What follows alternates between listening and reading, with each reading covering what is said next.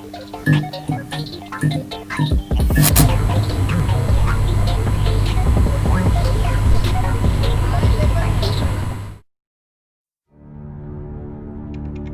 life, there is always the age-old question, what if? Nowhere is that more prevalent than in the world of professional wrestling.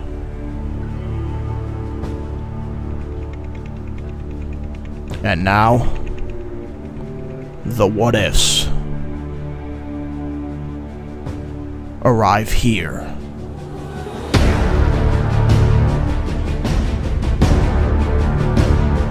Wrestling Fortune 44 Incorporated presents the Fantasy Booking Series.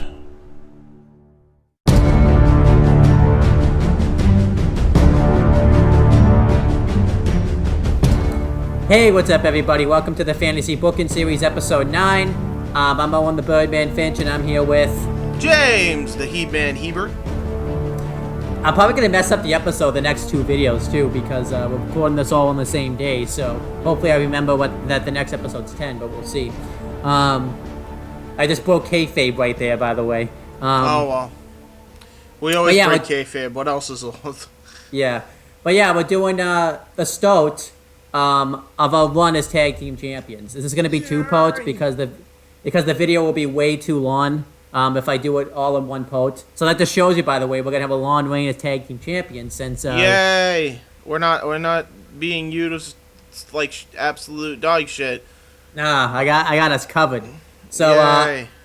By the way... for the fucking docs to load. Anyway, continue. So, I do have a question, by the way. Everything we say fantasy-wise, does that have to be, like, set in stone? Like, there is a smaller change I want to make from part one. It's nothing involving us, but... Or do we have to keep it... We can make a small change to part one. It's your booking.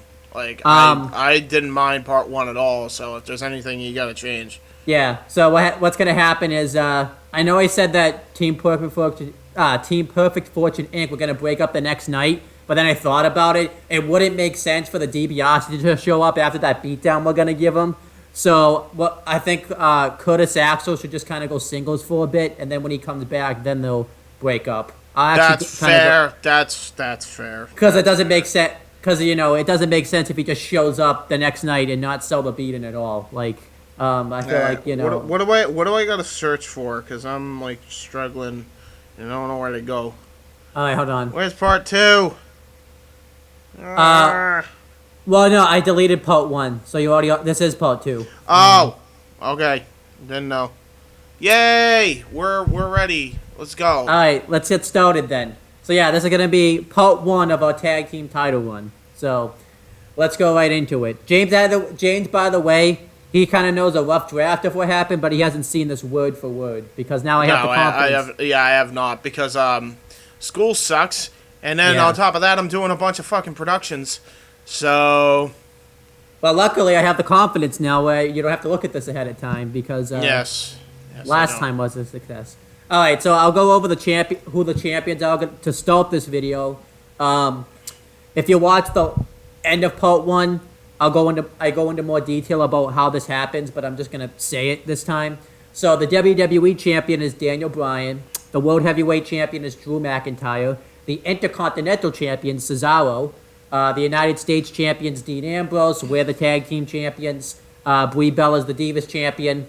Zack Ryder is the Internet champion because he went through like this big process to legitimize the belt. And AJ Styles is the X Division champion. Because, he's not the first champion, but he's, the second champion. He's just having clinics for the belt. And then going through the... Now, my question before you continue. So, I may have asked this last time.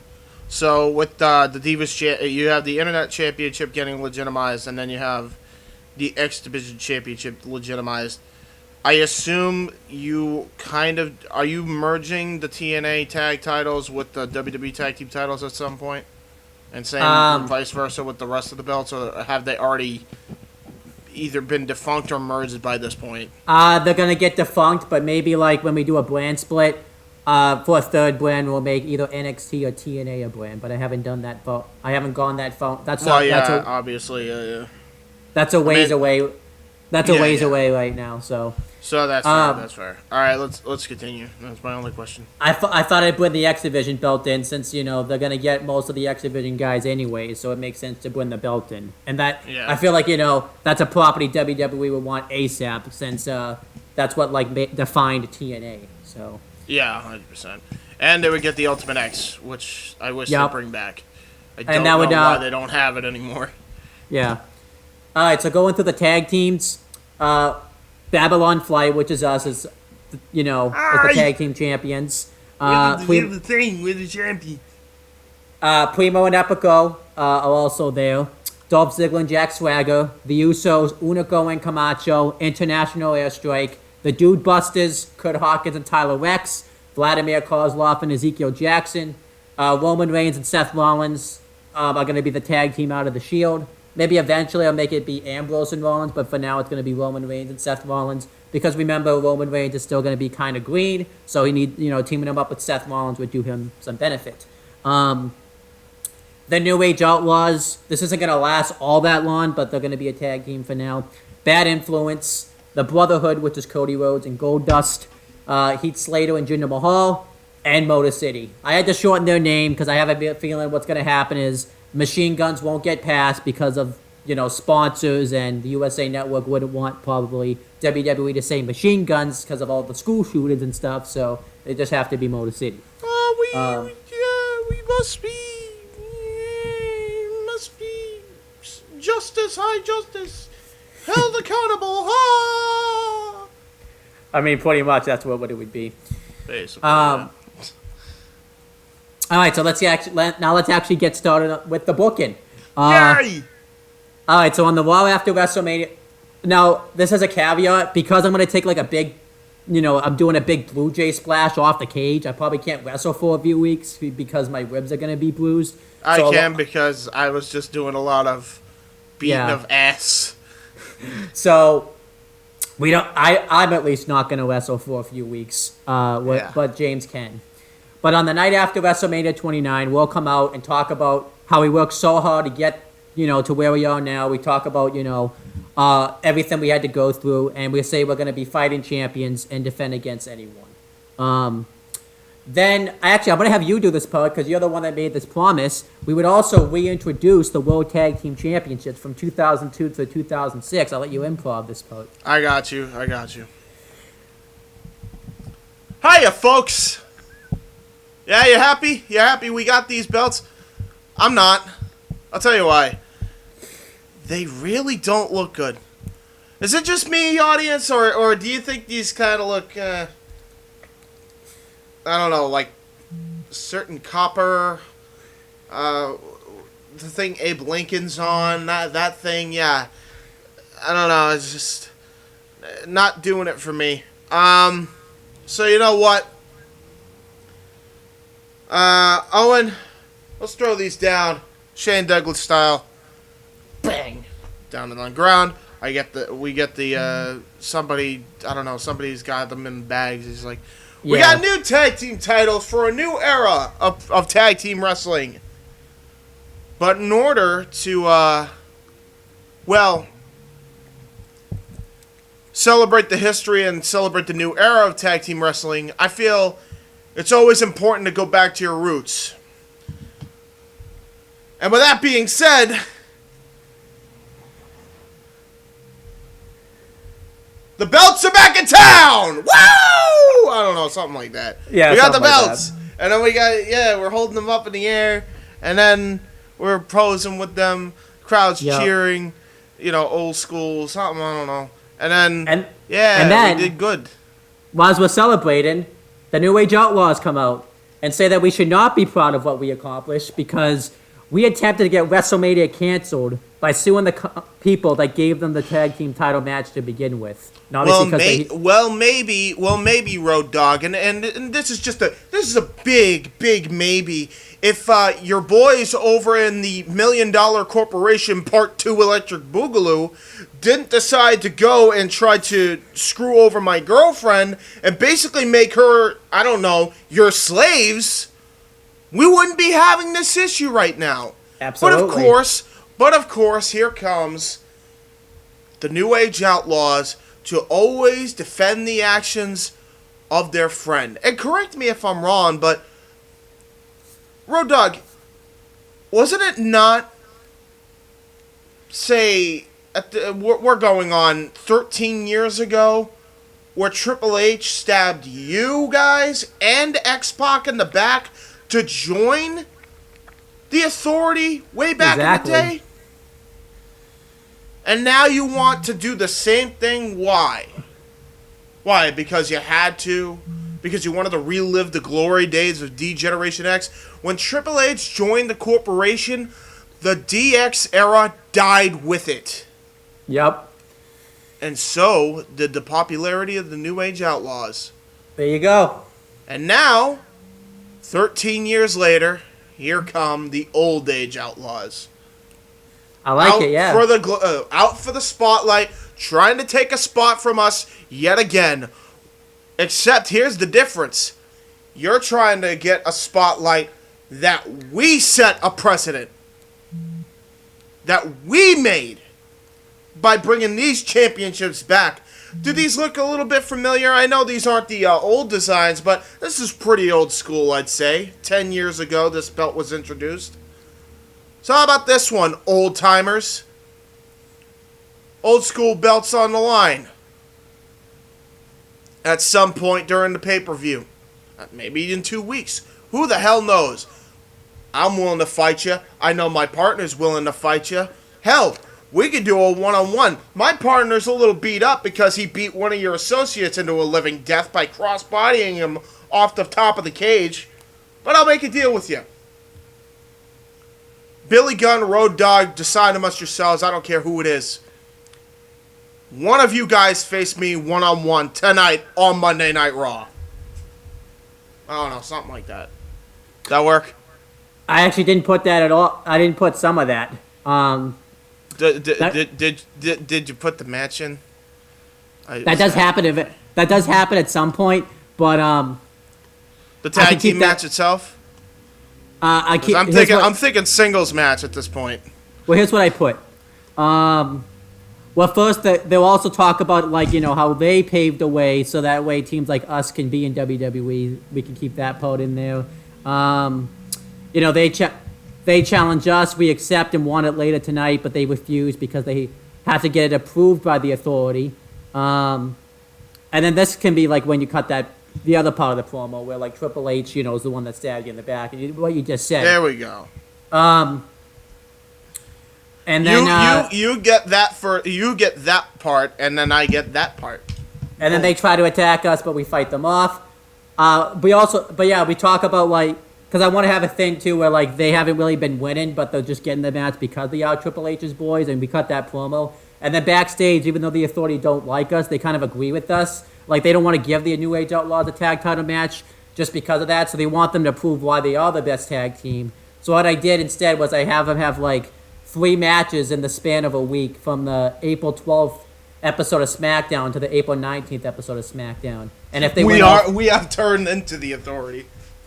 And if they win all 3 matches, they become number 1 contenders. But if they lose one of them, the team that beats them will.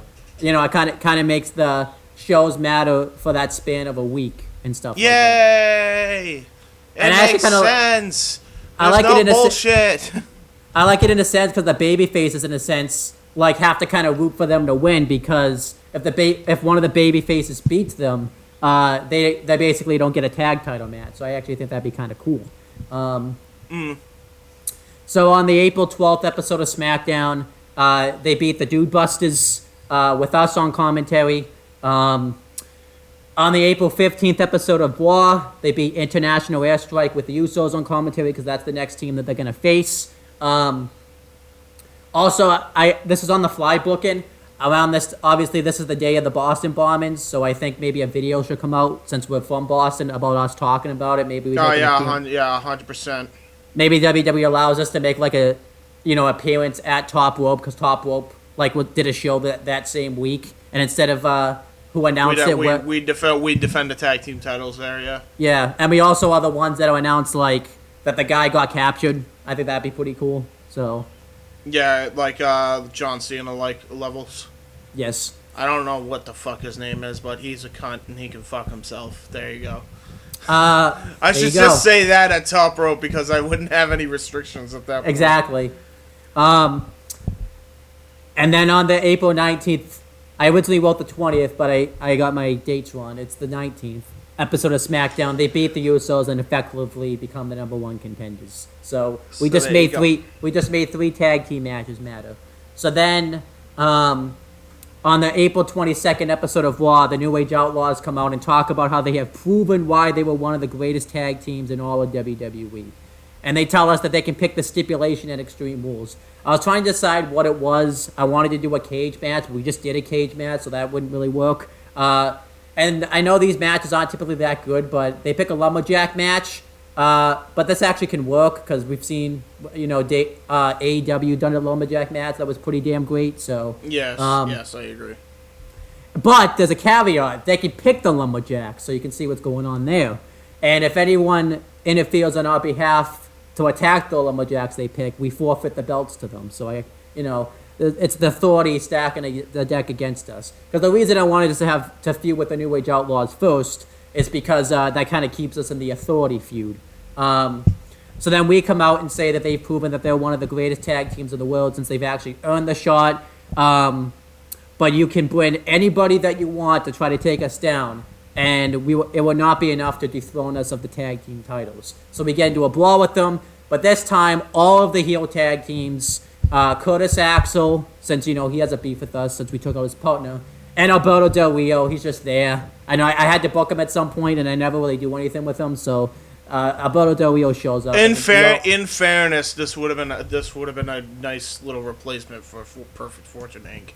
Yeah. Mexican aristocrat, all that jazz with the fancy cars and bullshit, and yeah. But they all come out and beat us down, and obviously because of the numbers game. Which, by the way, take a drink every time I'm gonna say that because I'm gonna say that a lot. Because of the numbers game, we get beaten down. Okay, wait, let me get a drink. Yeah, take a drink. While he gets his drink. You're still recording. Yep. So yeah, just get your drink, and so that's one. There you go. Okay. I'm gonna go through all my soda, aren't I? Yeah, probably. Great. The numbers game. That's by the way, it has to be when I actually read the book, and it doesn't when I just say it. But the numbers game gets said a lot. If I finish my cup, I'm not gonna keep drinking until my soda's gone. I'm just fair warning. There you go. So then, on the April 26, 2013 edition of SmackDown, the New Age Outlaws defeat Yoshitatsu and Percy Watson to build some more momentum going into the tag title match. And afterwards... Wait, on Superstars? No, on SmackDown. SmackDown. Put that shit on Superstars. Yoshitatsu and Percy Watson? Well, okay, it's gonna about that?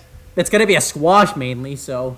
I mean, yeah, but yeah, that's a fucking Superstars match. Like, see, the funny thing is, and I'm gonna, this is whatever, like, squash match is a squash match, whatever. But, I always think they did Superstars an injustice when WWE brought it back, because when the original Superstars was just that. It was a bunch of squash matches. Pretty getting much. a bunch of people over. That's what Superstars should have been. Yeah. But anyhow, afterwards, Primo, Epico, Unico, and Camacho come out and beat them down. And this is because, they've already had a match, so it's not because of what we think it is. I'm not going to say it, so James doesn't have to take another drink. So then, on the May 3rd episode of Raw, James Hebert and Billy Gunn finally have their match. I'm in the corner of James. Road Dogg's in the corner of Billy Gunn. I might have him on. Maybe we'll do commentary for this match. Road Dogg will try to interfere, but I prevent it from happening. But instead, Unico and Camacho show up, throw me into the steps, which allows Billy Gunn to hit the Fame-Master on James for the win, showing that the Lumberjacks, are actually helping the New Age Outlaws. And I think I screwed up here. This says on the next episode of Raw, but it's supposed to say. I think that's supposed to say SmackDown, but I'm not sure. I think I might have screwed up the dates. But on That's okay. but maybe this will be super. I don't know. But on Raw, on the next episode of Raw or something, SmackDown, whatever. I think this is supposed to say SmackDown. I might have screwed up. We defeat Unico and Camacho in a squash as revenge. Then Primo and Epico will try to come out to attack us, but they fail. Because they're just, they're just jobbers. So they fail. So. They fail. I feel bad because they shouldn't fail because they're actually a really good team. Yeah. It's On the whatever show this is on the May 10th episode, I think it's supposed to say SmackDown, but so it will be SmackDown. We come out and say that the New Age Outlaws originally regained our respect when they earned this tag title match, but now have lost it because they continue to hide behind the Authority and take these shortcuts and add extreme rules. It doesn't matter who you bring, we'll use our hearts and desire to retain the titles. The promo sounds a bit crap, but we can obviously improv and make the promo. This is just a bullet point mainly, so. yeah, that's fair. Now, do we have the match as planned? How did you have that planned? Because I have some improv booking of my own for the actual pay-per-view. Well, you could do the improv booking because I just did the results, so you can do the improv booking. Oh, perfect. So the New Age I figured out a way where we could do a regular tag team match and not do the lumberjack bullshit. Here's the way you do it. Well, hold on, let me get there because I'm not there yet. So then the New Age Outlaws come out and say that it doesn't matter what we say or do. It's only a matter of time before they beat them for the belts. Because they're cocky because they know they have the lumberjacks in the bad pockets. And this time when the lumberjacks come out to beat us down, we get saved by the Brotherhood, International Airstrike, the Usos, the Dude Busters, and Motor City. Because it's not the pay-per-view, so they can do this now. So right. Oh, are they lumberjacks too, or are they not lumberjacks? They're not lumberjacks. Like I said, they're all heel. It's all heel tag teams, and I got a plan. I has a plan. Well, let me get that far though before we even say before you say the plan. You do the thing. So on the Go Home edition of Raw, it's a huge tag team match between all the teams in that segment. And the heels win when Billy Gunn hits the Fame-Master on Kalen Croft for the win. Remember that guy? Kalen Croft, a.k.a. Trent Beretta's old best friend. Yep. So then he had a new best friend in Kurt Hawkins. Then he had a new best friend in Trent. Or Chuck Taylor. Yep. So then on the Go Home edition of SmackDown, the New Age Outlaws have a sit-down interview with Michael Cole and talk about how there was no chance that we walk out of Extreme Rules as champions.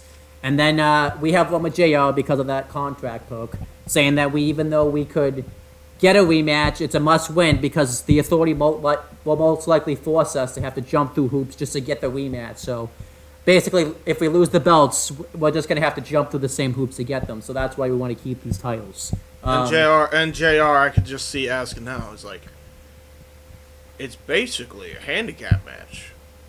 Yep. I mean, we're looking at 10 on 2, 12 on 2. How do you plan to overcome this? And I just look straight up at JR. He's like, don't worry about it. What do you mean, don't worry about it? JR, I love you. Don't worry about it. So it's being discreet with that, so... So, we walk out. Yeah, there's a pay-per-view. You could say this part, yeah. Okay, so...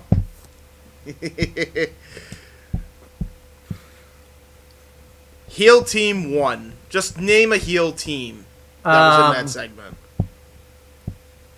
Like, just anybody? Any heel team that you have.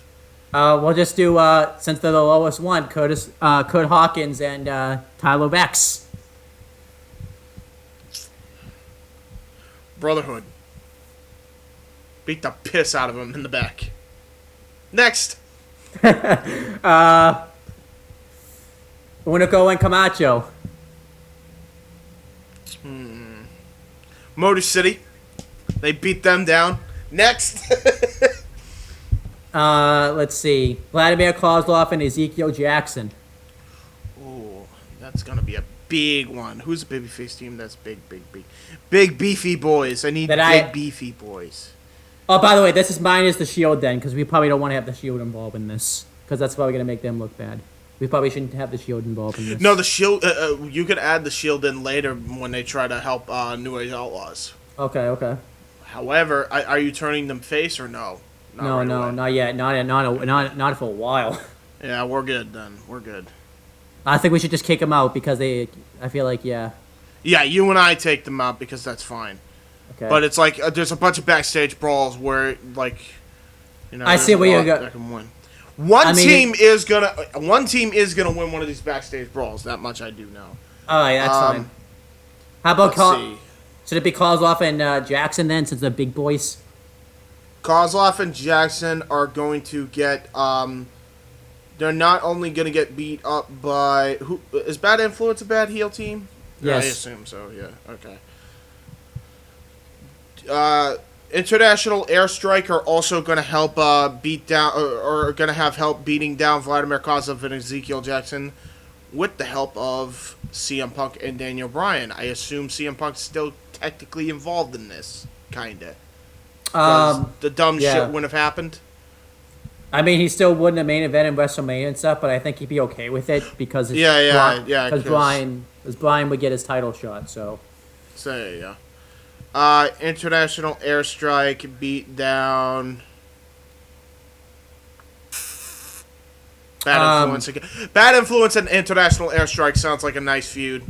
So you could do them beating them down, and that kind of sets that up. But Bad Influence ends up getting the better of them, so they survive. How about kinda?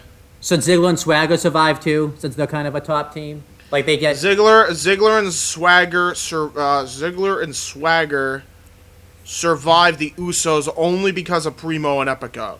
Oh, there you go. The teams that do survive are because everybody else is pretty much taken out on that side. Yep. It can be we're taking it can be Ziggler and Swagger. Ziggler and Swagger. Bad Influence. Bad Influence. And I think that's it. That's the only heel teams, yeah, because Slater and Mahal would be gone, and Yeah, so just Bad Influence, Ziggler, and Swagger. So that would make the most sense in the world. So they survive it, but they're extremely weakened. But I'm assuming, this obviously this is a bit of a loophole because this was before the match even happened. So exactly. So then, because of this beatdown, we retain the World Tag Team titles. So yeah, basically. They'll try to interfere. The Shield will try to come back and beat us down, but then the Brotherhood gets involved to beat them down, blah, blah, blah. And then you have Triple H, who's just fed up and tries to do it himself, but Punk and Bryan come out. And yes, it's very TNA-esque, but in this case, it makes sense. Yeah, it makes sense. And we retain the belts. I like it because it makes sense. It's kind of a theme of the whole year anyway, is the Authority versus the little guys. Yeah, I like it. I like it because it makes us look smart that we found that loophole. So we're not retarded. Yes. See, we're actually smart baby faces. There's this thing called not looking like an absolute moron every week. And it doesn't make us look overpowered that we did win because we took out most of the teams anyways. So there you go. Right. So then it's time for our next feud. It's at Payback. It's once again Ziggler and Swagger since, we've had a history with them. On the 520 episode of Raw, we have a gauntlet match, which they win. A couple of things that happen is this would be when Team Perfect Fortune returns, at least the DiBiase's. And I go the Seth Rollins path where, he just disheveled in the corner because he just got treated like a slave. And when Axel goes to make the tag, he actually makes the tag. DiBiase just destroys him. He's just in a state of fatigue and all that. And that's the end of the tag team. Yay. Then, Rey Mysterio and Sin Cara. I have an idea. What's going on? You could turn Axel face, and then what you could do is at some point build a team. You could have Del Rio team up with DiBiase because it kind of makes sense. Yeah, makes sense. It's kind of the same It's kind of the same gimmick, and then you could have Curtis Axel team up with some babyface guy. Sure, why not? I don't know who you team him up with, but anyhow, Rey Mysterio and Sin Cara though will go through the whole gauntlet, and at the end, because they're weakened, Ziggler and Swagger finally dethroned them. It's a good story right there that the heel team, who's fresh, defeated the babyface team. that's fair. That's fair. So then on the SmackDown, the 5/24/2013 episode of SmackDown, they have a segment where they talk about how for over a year they've been one of the best tag teams in the WWE, but have had nothing to show for it. But now everything is going their way, and they have the momentum and the advantage to win the titles. So then we come out and talk about how they have a lot of history together, and they are one of the tag teams who I read that one. And they are the one tag team whose path always crosses, because we've always had matches with each other. And no matter what, we talk about how Ziggler and Swagger seem to have short-term memory, because, again, they think because they have Vicky Guerrero. Owen, they have short-term memory because we keep giving them concussions when we beat their ass. I know, yeah. So then, kind of why. Vicky Guerrero, they think because they have Vicky Guerrero, they think because they have Vicky Guerrero in their back pocket, that's an automatic win. But we have something in our back pocket, which is obviously Chelsea Green. She would be returning just for this match right here. She comes out and says that Vicky Guerrero has been sticking her nose where it doesn't belong, knowing that there are no consequences. So she slaps Vicky Guerrero in the face, and it leads to a big brawl where we end up standing tall at the end of it.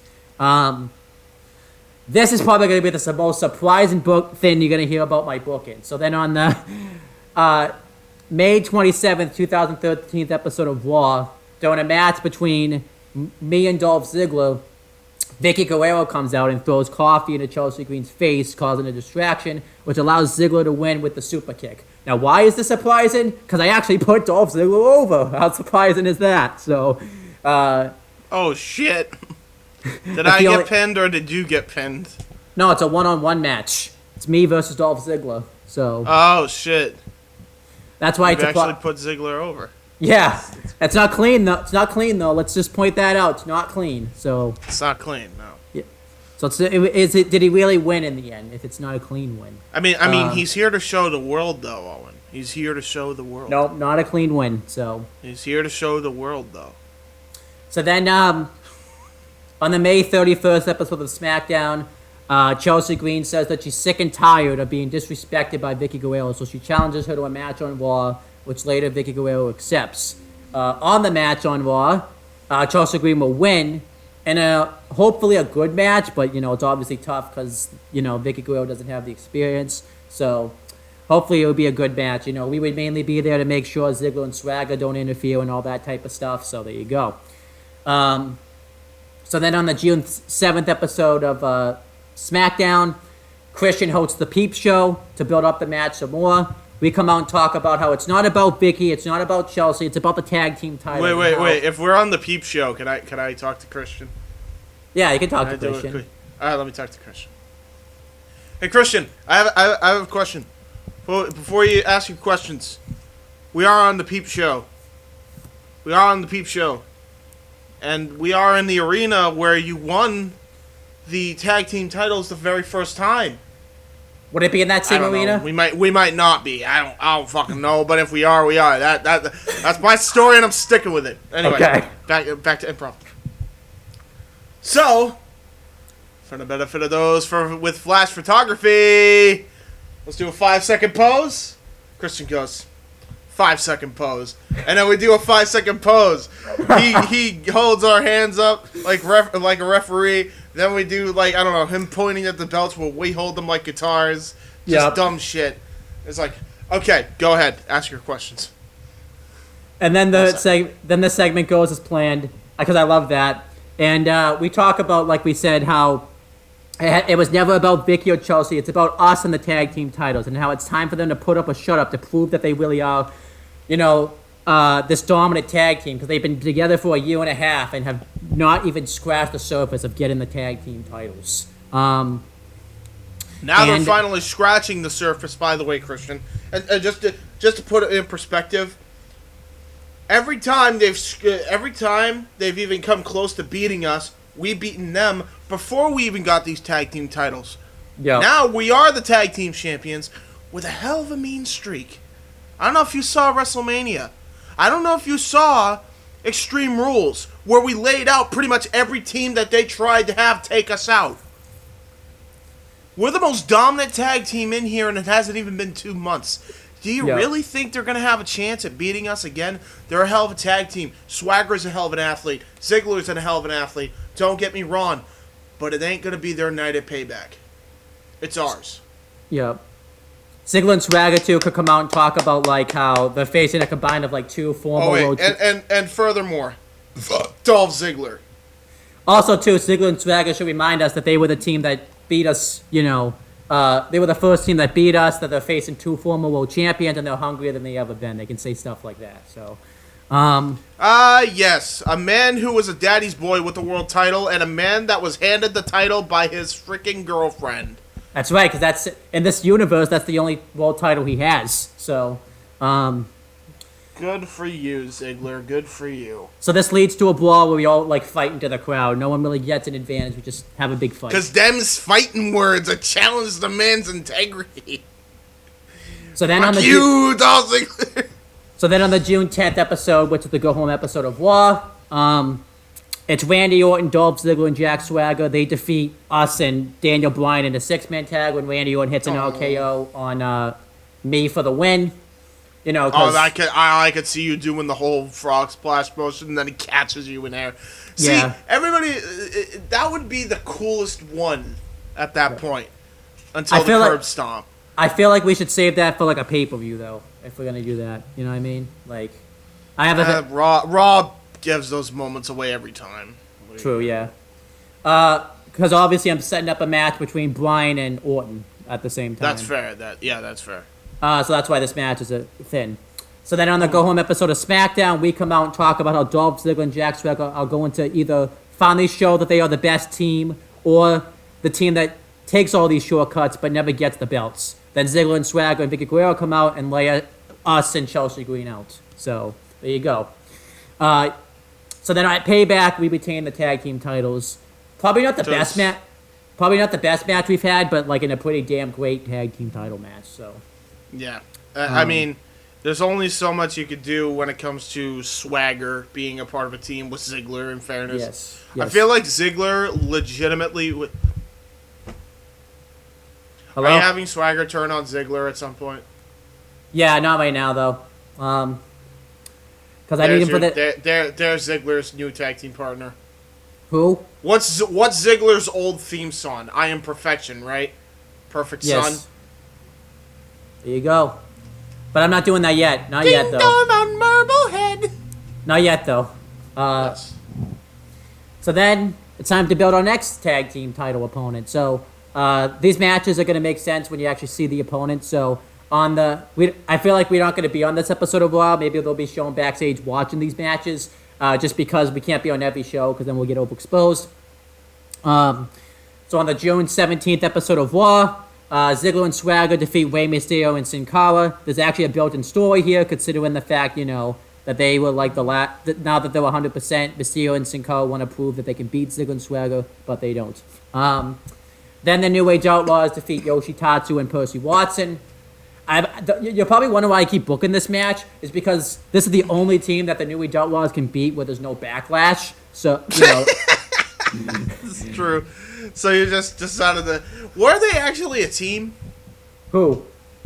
Percy Watson and Yoshitatsu? Yeah, but they weren't anything significant, so...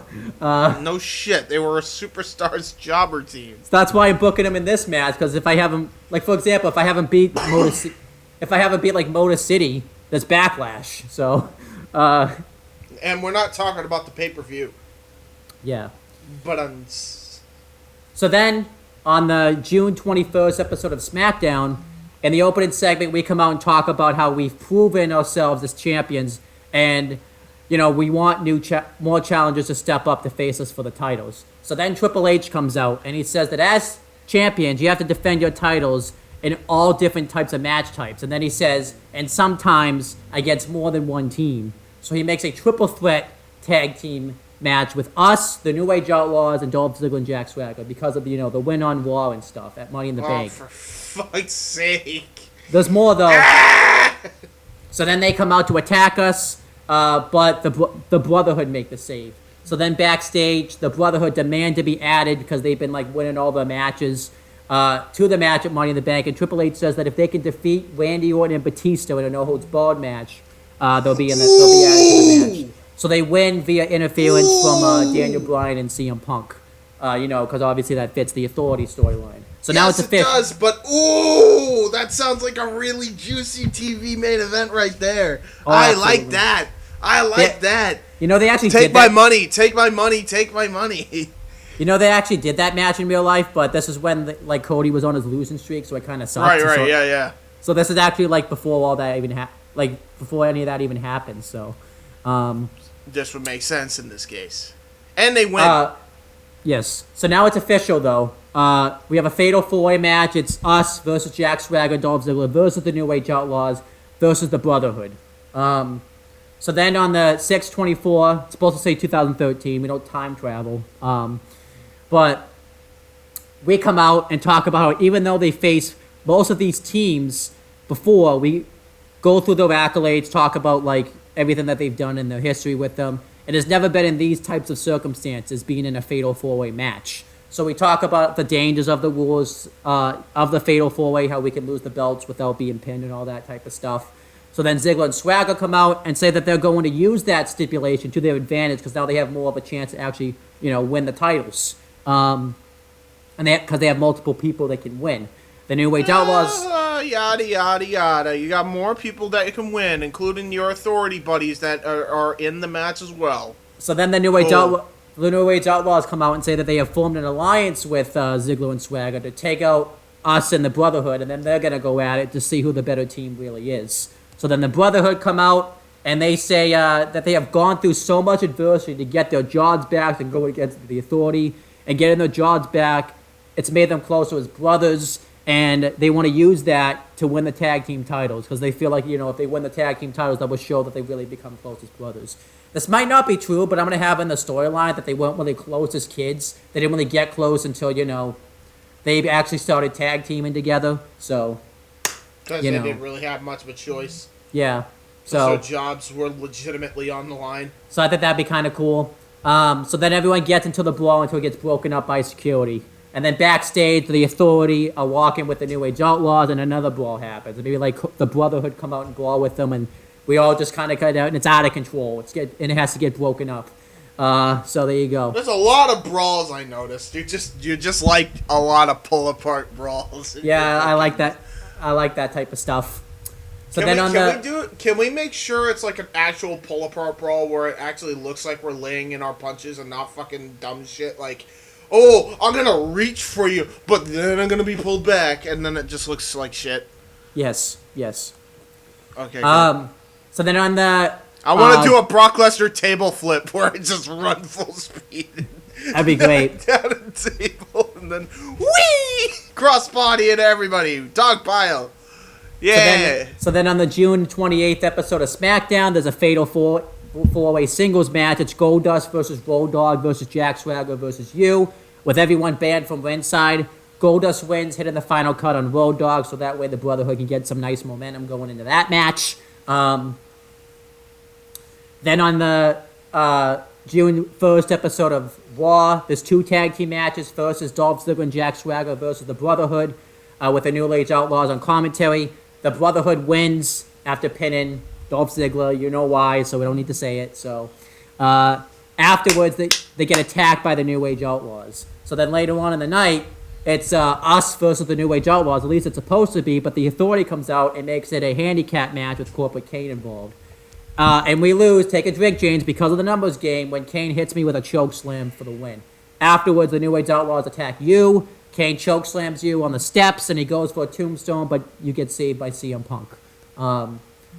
Where was he? Yay!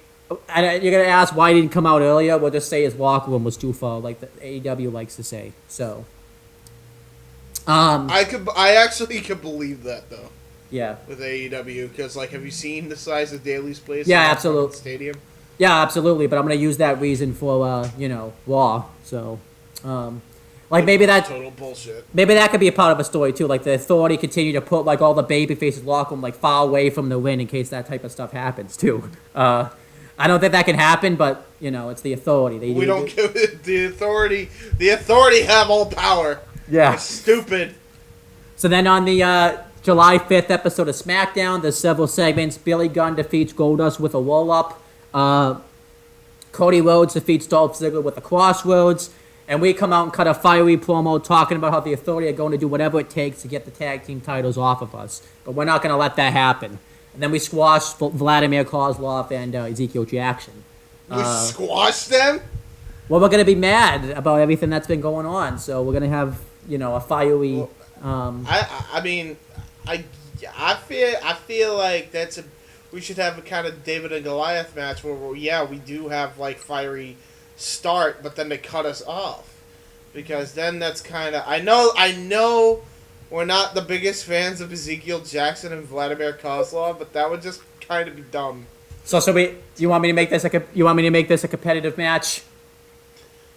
We should, honestly. They're fucking big dudes. They're not like some, it's not like they're, what is it? It's not like they're Primo and Epico where they've just been buried beyond belief and you can easily squash them. Or Yoshitatsu and Percy Watson.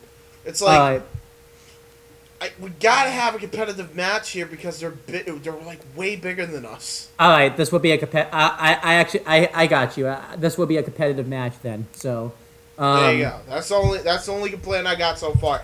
Otherwise, this is good so far because I get to beat up Ziggler and the Goof Troop. So then I think this is the go home episode of Raw. I would have to double check, but I'll let you know. We have this. Some things happen. The New Age Outlaws get interviewed by JBL, and it's very biased since JBL is in the Authority's back pocket. They're just he's asking him questions like that he wants to hear versus the questions he should be asking. So basically all of news media ever. Yeah. Like you. JBL News Network right here on Monday Night Raw.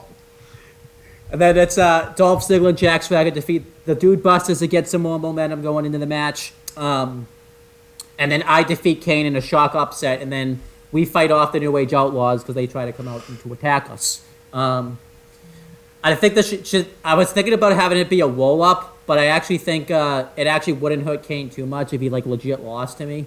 So there you go.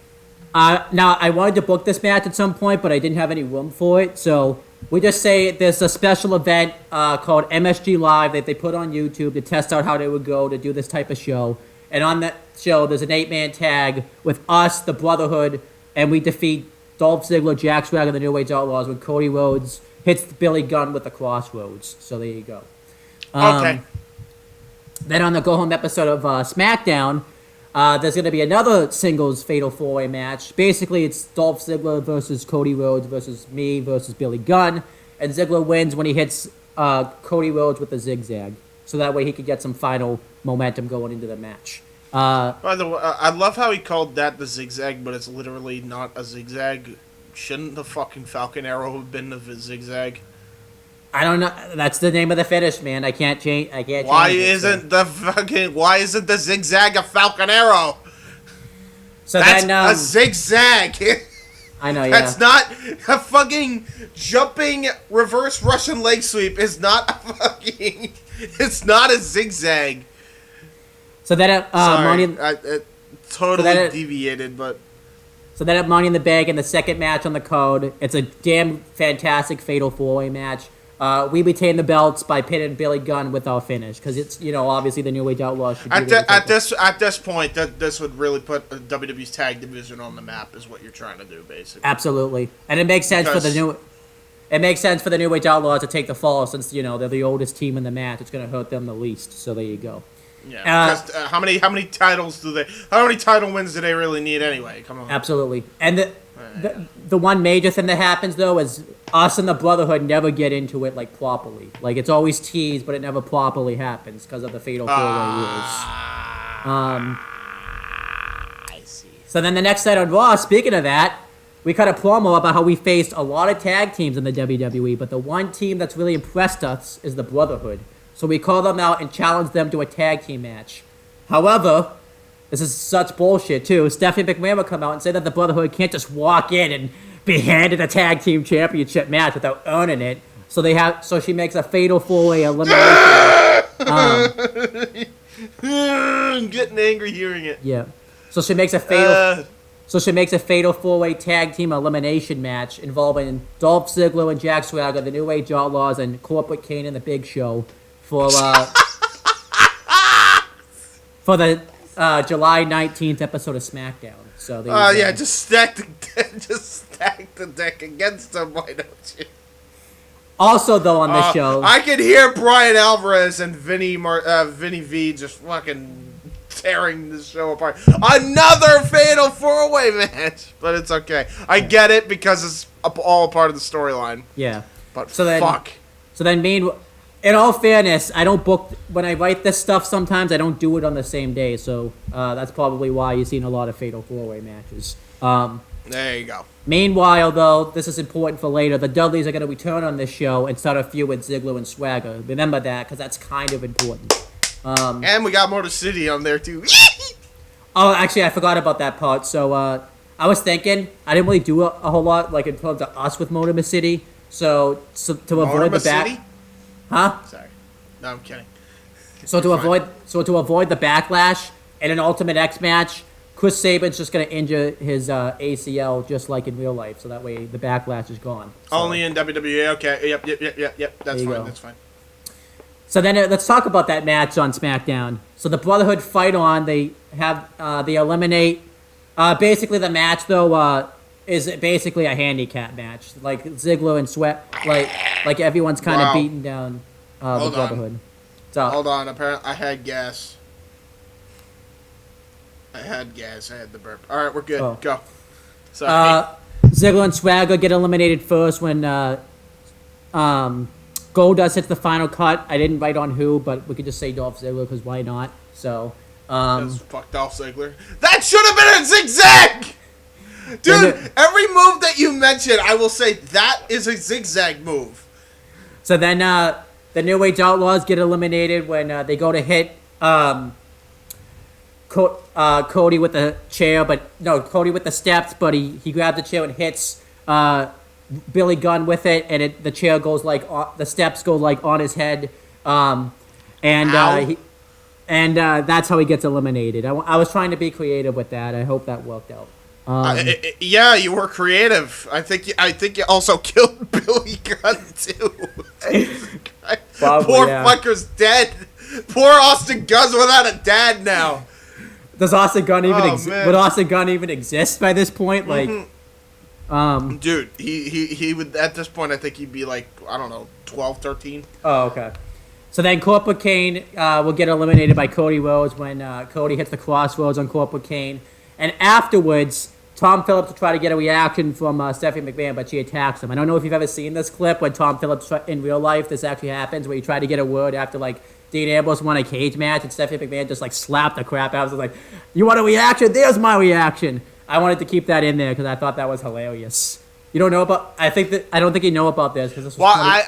Why did she just emasculate all men? Jesus Christ. But anyhow, let's get back to like the actual tag feud. So right, we come out. This is the July 29th episode of Raw. And we talk about how they have jumped through hoops, so much hoops, to get into this spot. And they're going so many hoops. All the hoops. Oh, wait, sorry. No, that's what I would replace it. Not just some hoops, Owen. All the freaking hoops. Sorry, wait. Dude, I swear, we've turned into like LeBron James and Kobe Bryant with how many hoops we're jumping over. Wait, wrong team. I read it wrong. It's the Brotherhood that says this instead, not us. Well, that would be the program I would want them to cut. So why not? And they're going to win the belts, and also they are grateful that they get to face a team like us that they respect. So then later on, and then This Is Us, we come out and say that we see a lot of similarities between us and the Brotherhood, but yet there's differences in all of us. And I would actually have you say this. you talk about how we've had to go through so much adversity in life, like bullying, training, and stuff, with the authority, but we're different. That's the similarities, anyways. But the difference is we didn't come from a wrestling family to help us get to WWE and help us see our colleagues and classmates the true meaning behind wrestling.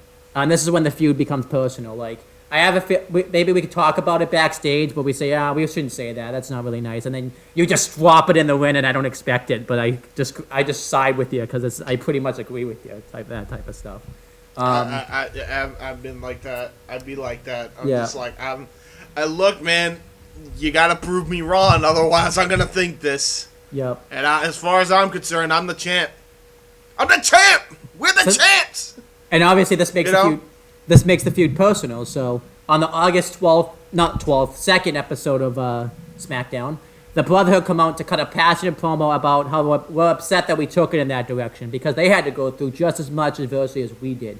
You know, they talk about how Goldust had to fight through the WWE system, about his figure, drug addictions, the gimmicks in WCW and WWE and TNA, I forgot to include that, and being released, while Cody had to still work hard not only to get to WWE, but to try to rid himself of the Rhodes family name.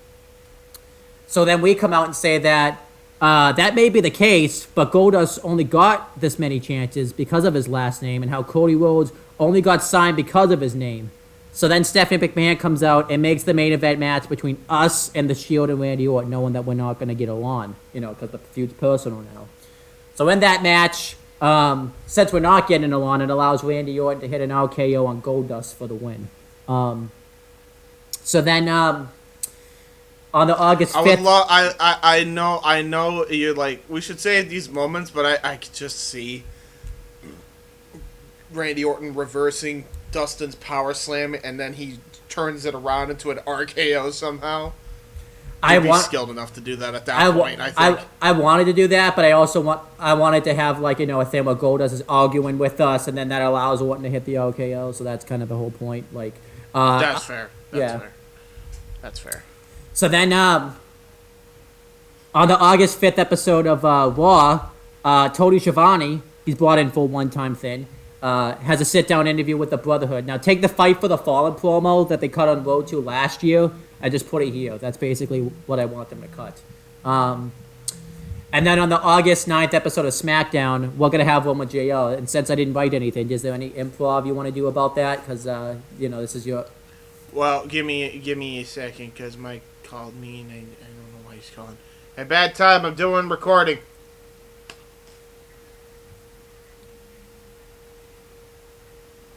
Why? What's the question?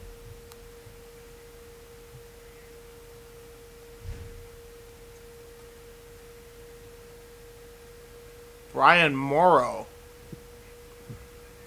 Brian Morrow? I don't know who the fuck he is. I don't know who Brian is. Brian Morrow.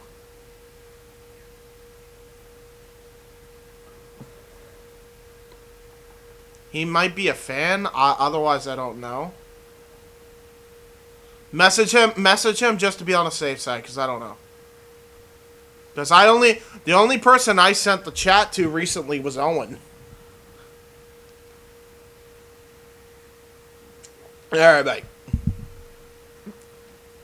Apparently some guy named Brian Morrow is trying to get into the fucking Discord chat. That's odd, yeah. That's odd. I don't know who the fuck he is. He might be a fan. I don't know. Anyway, continue. So yeah, is there any improv you want to do in the sit-down interview with you with J.O. about the Brotherhood and stuff? Because, I didn't really write anything. Looking back at it, I'll tell you something, JR. I think I took it a little far. But the reason why I wanted it to be personal, as crazy as this sounds, was because I know they've been through some BS. Just because of their last name, it's not something that Vince McMahon or the Authority respect. And I'm well aware of that. I wanted to take it in that direction because I don't want any excuses when we beat the best out of the Rhodes brothers. Owen and I have never been one to make excuses when we screw up. And here I am, I will admit, I definitely screwed up because, looking back at it, maybe I should have taken it in a direction where it wasn't just completely false. I'll admit, I was a bit of a hypocrite. I was a liar, straight up. But I wanted to piss him off. That was the goal. We're not here to really just... We're not here to face some Joe Schmo and, oh yeah, it's all about respect. No, we want the personal. We want the anger. We want the emotion. That's what the fans live for. That's what I live for. That's what he lives for. We want the very best out of the Rhodes brothers. And yeah, emotion may not be great in the heat of the moment, but emotion also can help you. I mean, I'm living proof. You could look at WrestleMania. Emotion can help you drive. Emotion could drive you to make calculated decisions, and it becomes a success. So we'll see if Cody Rhodes and Dustin have exactly what it takes to beat Babylon. What is it, Babylon Flight? Yes. Still used to the new tag team name. I almost said Babylon Airstrike. I know, yeah. We'll see if they have what it takes to beat Babylon Flight come Sunday. I wouldn't have done it, yeah. So then on the go-home episode of Raw, after we defeat, this will be a squash, Heath Slater with Jinder Mahal with a squash. The American Dream, Dusty Rhodes, comes out because it makes sense for him to be involved with this. And he's alive at this time, so he can be involved in this. And he talks about his sons... He talks about how hard his son has worked to get to WWE and how it wasn't because of his name. He talks about how even though Dusty was a game changer in the industry, WWE ribbed him by making him wear polka dots, Goldust by making him a comedy character, and Cody Rhodes by making him a third wheel in Legacy. Yeah, I went that far too. We say that we have a ton of respect for what Dusty Rhodes has done and how he paved the way for the business, and also how much the brotherhoods have had to fight against the authority in wrestling. It's a business, and our job is to put on the best match possible. And now we have a chance to do that this Sunday, and that would be it. There would be nothing else that would need to be said. Maybe the brotherhood could cut a promo backstage at some point, because they should not be on this show, but that's about it. So then on the go-home episode of SmackDown, there's going to be like a big brawl where like everyone going against the authority, brawls with the authority, like Bryan and such. This is this is when we finally come to blows, but we never fully get into the blows because of the chaos, so it allows the authority to like get one over on everybody. And then at SummerSlam, it ruined the fun. Yep. So then at SummerSlam, in a 25-minute clinic, just a great tag team match, we retain the belts, but it's a beta of a match. I look at, you know what? I feel like after the match too, we'd help out Dustin and Cody, and I'd be like, handshake. Actually, no. I saved that for the next night on Raw for a reason, and you'll see why. So let's talk about that. The next night on Raw, we come out and discuss how we had an amazing match and how the Brotherhood proved why they deserve to be in the WWE. And we're ready to move to the next challenge, but we'll also call them out and say, we want to say how we respect you and stuff. So they come out and they say that we've proven why we're the next big tag team, and look forward to doing it again. And then this is when we all shake hands.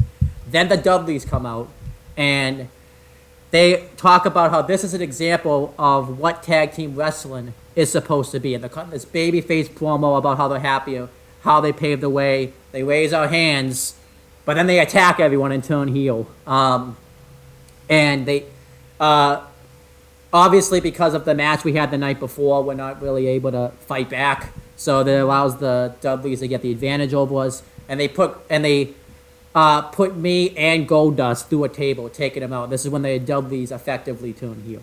And you want to know why they turn heel? Well, I'm going to tell you why they turn heel. Well, I mean, it should be obvious. Because they want our belts won. Yep. So, yeah, let's talk about... what's the other reason? Well, that's the... on the August 23rd episode of SmackDown, they explained that they did what they did because they had been back in WWE for almost a month and had been completely overlooked. They were like, not really a featured part of the tag team division because of the whole thing going on with us and the Brotherhood. And they should have been granted a tag team title match like right when they came back because of their legacy alone. So if they weren't going to get one, they were just going to take it by force. I would probably have them say something different than take it by force, because that sounds very scripted, but it's bullet points. So, take it by. I don't know, something. Bully Ray is just. I feel like this should be it. I would have to meet Bully Ray earlier, but I would have him cut a promo and I'd just be like, James Archangel, you remember me very, very well. I remember when you and I were at a wrestling show in some indie fan in a bingo hall, and I looked dead at you, and I said, real men don't shake hands, we fist bump. Oh, yeah, because he did say that, You fist bumped me like a mark and expected to trust me. Well, look at you now. Do you want to say now? Do you want to say it? Because I have you guys go 1-on-1 in the King of the Ring tournament. So should we save it for then, or should we have it here? I say we have it here. That way you're building to the King of the Ring in the future. All right. That way people recall to this promo. Okay. So then, on the August 26th, 2013 episode of Raw, you'll come up to Cody Rhodes and say that we both have a bone to pick with the Dudley Boys, and since me and Goldust aren't there because of our injuries for being put through the table, you offer to team up with him. And obviously he agrees. So the match gets made official. It's you and Cody versus the Dudleys, and they win because of you and Cody's lack of experience of being a tag team. So there you go. Well, no shit. That's just obvious. Yeah. So there you go. Well, I gotta say that type of stuff because then everybody's, people are gonna wonder why I'm having you guys lose and stuff. I gotta explain it. So then, on the August 30th episode of SmackDown, the Brotherhood and the Dudleys are arguing, and Triple H comes up, and it's like, what's going on? And like that Triple H voice and face expression. Like, I can't do it, but just picture it. It's like, what's going on in here? Like, that'd be great. Oh my God, yes. Can you do it, the Triple H face expression about like what's going Yeah, we're good. Go ahead. I was gonna try to see. Do you want to try to give you a shot at doing the Triple H impression of him going, "What's going on?" Like, what's going on here? Something like that. Yeah, something like that. So they want a tag team. I should have just turned it into a meme. What is going on here? Breakfast. So they say they both want a tag team title match. So Triple H organizes a tag team eliminator. The Brotherhood versus Dolph Ziggler and Jack Swagger, and the Dudleys versus Rey Mysterio and Sin Cara. Obviously, the Brotherhood and the Dudleys both win those matches because that's the match we're building to. No shit. So on the September 2nd episode of Raw, the Dudleys defeat the Brotherhood in the 1-hour main event in a 20-minute match. Afterwards, we make our return and try to attack them, but they escape. So then on the September 6th episode of SmackDown, we come out and talk about how we have always had respect for the Dudley Boys. Considering the fact that we always had, keyword Owen, had respect for the Dudley Boys. So and then the table thing happened. So then you'll say you used to watch you used to watch ECW because you were a huge ECW fan, and the Dudleys inspired you to be the wrestler that you are today. Now, obviously, because I didn't book this part, what response do you want to say about the Bubba Ray promo that he cuts on you? Because I didn't book that part because I didn't know you were going to say that.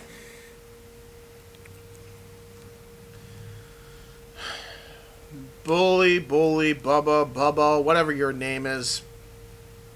I mean, it's true to your nature. You are pretty much a bully, and wow, whoa, what the? I don't know what that was. I don't know what that was. Yeah. TV static apparently. My brain operated on fry. Give me a minute.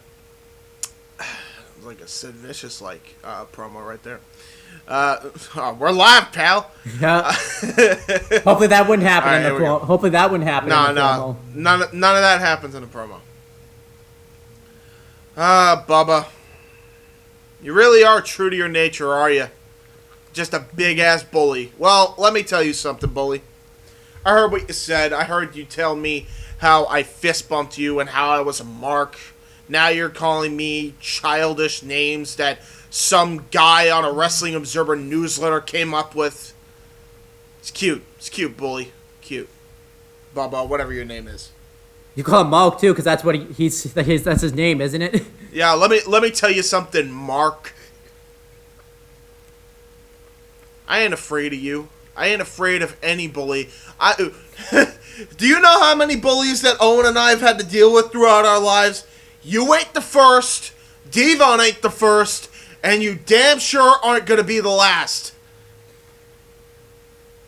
But we'll make sure the match that we have next, whenever we have it, Night of Champions will be your, yeah. But we'll make sure at Night of Champions, your tag team title opportunity will be your last, bitch. And then I want to cut this part. I talk about how the Dudleys nearly killed our passion for the wrestling business because they were the ones that talked us into signing the TNA in the first place back in 2006. And maybe I'll say we should probably say that before you say your thing. Why are we gonna blame? All right, are we really gonna blame the Dudleys here? All right, fine. I'll spin it to where it's their fault, I guess. So then, all right, here we go. So then on the Go Home episode of Raw, the Dudleys come out and talk about how they didn't need us to talk about what they did for the business because they know what they did. They were there. And say that they don't care about... That's totally a Bully Ray thing. That's totally Bubba. Absolutely. That's exactly what he'd say. He'd just be like, I was there, moron. And he says that they don't care about being looked up to, paving the way, and the fans... they're growing. For fuck's sake, hold on. My dad's calling me. I gotta take it. Okay. As we were. Alright, so yeah, they talk about, how they don't care about being looked up to, paving the way, and the fans, they're going to carve their own paths. So then we come out and talk about how we used to respect them, and that they were mentors, but they spit in the face of tag teams of the past, present, and the future. So then Bubba Ray Dudley will make a comment about how we should go take care of our side bitch Chelsea Green. Obviously, we have to word that differently because of, the PG context and all that type of stuff. Bitch. So, we really have to censor bitch. If it's the only time it's said, we don't have to censor it even in PG. That is true. They do. So then this causes us to snap, and we attack them. However, they get the upper hand when Bubba Ray Dudley hits me in the head with a bullpen hammer. Because, the aces and eights never happened, so this would be the first time he's done this. And then they hit the 3D on James, and they're going to beat us repeatedly, but referees and officials come up and stop it. Like, they take the bullpen hammer out of his hand before he can get any worse. So then on the go-home episode of SmackDown, you'll get interviewed and talk about whether or not I'll be 100% at Night of Champions. During the interview, the Dudleys attack you, and you get powerbombed. Bubba Ray Dudley's going to powerbomb you through a table. So now it's going into the show, I'm going in with like a stinner, because of the bullpen hammer shot, and you're going in with bruised ribs, so we're not 100%. So then at Night of Champions, on the kickoff show, the doctors evaluate us and say that we're cleared to wrestle, but recommend it wouldn't be the best decision. We do it anyways against doctor's orders, though. So later on in the show... Fuck your best decision. Huh? I'd just be like, fuck your best decision. Exactly. I bet you got worried once I said kickoff show. Like, would you really put this on the kickoff show? I bet you got worried right there for a second. Nah. I know you wouldn't. Later on in the I could now. Probably could. But no, later on in the actual show itself, the Dudleys mainly dominate in a 70-30 match because of our injuries, but we still just barely get a win when I hit a victory roll on Devon Dudley. Afterwards, the Dudleys attack us and powerbomb me through a table off the turnbuckle. And James, you'll get powerbombed on the exposed floor. So I don't know who got it worse there, but somebody got it bad. I got it worse. You killed me. You killed me in the spot, you asshole. I took it on full-on concrete. You at least had a table to cushion your blow. But now it's time for the first time in 11 years, to bring back the King of the Ring pay-per-view. Yay! This would be brought back this is the trial. The WWE's thinking about bringing it back, so Vince says, okay, let's try it out. Maybe we're the ones that, really push for it. So in this case, It's a 16-man tournament. It's 8 baby faces, 8 heels, because that's the best way to make it work. Yes. The winner would get a title shot. They wouldn't get the gimmick. They would get a title shot at Survivor Series of their choosing, since there's 2 world titles. And the qualifying matches are going to be made by the board of directors to prevent any biased decisions. Before I even talk about any of this, I should kind of talk about what's been going on kind of in between this, just so that way everyone understands. Daniel Bryan was doing really well as WWE champion. The Authority just threw opponent after opponent at him, like Cena, Orton, and other heels. And eventually, the one that finally dethrones him is, I don't like this, but I actually think it's a great idea, is Brock Lesnar. Oh, yeah. That's a good one. Brock Lesnar's... Dude, just imagine the chemistry that him and Brock would have had, dude. Yeah. Especially and Brock's the one that's finally too much for Bryan to handle too. This is the Brock Lesnar that beat the streak, but this isn't also the Brock Lesnar that didn't lose to John Cena in Extreme Rules. He would have beaten Cena. He's beaten everyone in his path, so it would actually have the same effect, if not more. Have a bigger effect. Absolutely, a bigger effect. And the Authority is also stacking the deck against Punk. They're stacking it against Drew McIntyre, who's the World Heavyweight Champion, except his thing's different. He's fighting the Authority, but he's going to be the Drew McIntyre now, whose record shop is WWE Champion. We're just going to paste that there. Anything else I got to talk about?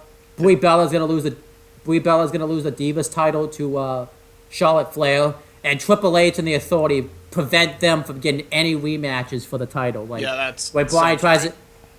Bryan tries to get a rematch, Triple H would be like, "You got destroyed by Brock Lesnar. I'm not putting you in the ring with him again. I could get sued," or something like that. I wouldn't have him get destroyed. In fairness, it would be as competitive as the Survivor Series one. Yeah. But I'm saying that's what he said. But Triple H would spin it by saying he got destroyed. Oh yeah. Because Triple H is your typical heel. So and then Punk would try to get a shot at Night of Champions. The story wouldn't work as well because we wouldn't have the Heyman partnership on screen, but they could obviously talk about the behind the scenes that him and Punk would have. So at this point, turn Heyman face. He doesn't always need to be a goddamn heel. In this case, I'm gonna keep him. In this case, if you're gonna have him join the Authority anyway, which is what it sounds like to me, he's kind of like a mercenary of the Authority, Brock Lesnar. It makes sense to have Heyman, lead the charge for the front line anyway. That's true. All right, but let's get to these qualifying matches. So the Authority, you can see why the board of directors are like, no, we're making the qualifying matches, because they see how much the Authority is stacking the deck against everybody. So, on the September 19th episode of Raw, there's 4 qualifying matches. Daniel Bryan defeats Corporate Kane. Adrian Neville defeats Tyson Kidd. Wade Barrett defeats Goldust. And Dean Ambrose defeats CM Punk via Authority interference, which sets up a match between Punk and Orton at King of the Ring. Ooh. And then on the September 20th episode of SmackDown, Cody Rhodes defeats Devon Dudley. AJ Styles defeats Sanjay Dutt, Justin Gabriel, Frankie Kazarian, Chris Sabin, and Kenny King. Dolph Ziggler defeats Christian with a zigzag. I had to put it that way because Doc was being a dick and wouldn't let me write Dolph Ziggler defeats Christian. He was being an absolute ass about it. Then Bubba Ray Dudley defeats what? I wouldn't let me put Dolph Ziggler defeats Christian. It would make me change it. So I had to put Dolph Ziggler defeats Christian with a zigzag. That's why it was specific about how he won. So, okay. Bubba Ray Dudley defeats Sin Cara. And then on the September 23rd episode of Raw, we defeat Heath Slater and Jinder Mahal, Jack Swagger and Devon Dudley, and Kurt Hawkins and Tyler Rex in a fatal 4-way elimination match. Rey Mysterio defeats Alberto Del Rio. Ryback defeats Mark Henry. Then on the September 27th episode of SmackDown, The Miz defeats Zack Ryder. Ted DiBiase Jr. defeats Percy Watson. You could tell I was starting to run out of people by this point. Kenny King wins a second chance X Division Gauntlet match against Justin Gabriel, Sanjay Dutt, Chris Sabin, Sin Cara, and Tyson Kidd. And Christopher Daniels defeats Rob Van Dam. Ooh, that sounds like a nice match. So then there's gonna be like a randomized setting to set up the brackets. What I would have happen is during the draft, they used to do this like counter thing where they would show all the superstars and they would make this noise and stuff. I would have that. Oh yeah. Yeah. I like that. I like that so much better than how they do the draft pick nowadays. But what is it? They just transition into the draft pick or whatever. Yeah.